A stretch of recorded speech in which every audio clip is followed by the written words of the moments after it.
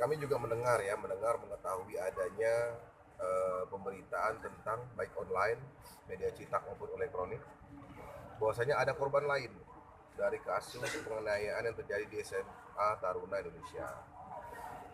Sampai sejauh ini, dari kami, pihak kepolisian khususnya, itu tetap menanggapi apa yang menjadi keluhan. Kami tetap melayani masyarakat apa yang menjadi pengaduannya. Namun juga kita di sini ada aturan yang mengaturnya. Ada batasan-batasan hukum yang menjadi kewenangan kami untuk tindak lanjut sebuah perkara, termasuk kelengkapan sebuah kejadian.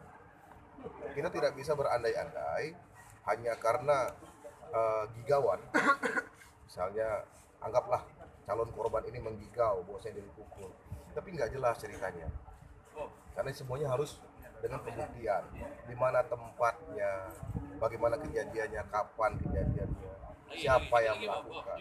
Dia tidak bisa berandai-andai atau berdasarkan hasil mimpi dan dugaan-dugaan. Jadi sejauh ini masih satu orang yang lapor. Ya, untuk kasus khusus itu terkait sama SMA Taruna masih satu itu. Kecuali nanti kami tetap menampung ya, kami tetap membuka diri Polresta Palembang kapan aja, di mana aja, jika memang nanti itu cukup untuk kita jadikan atau kita duga sebagai sebuah tindak pidana Dari hasilnya, karena memang itu bagian ranahnya kedokteran. Bang, dari 21 kemarin yang kita periksa. Sementara belum ada.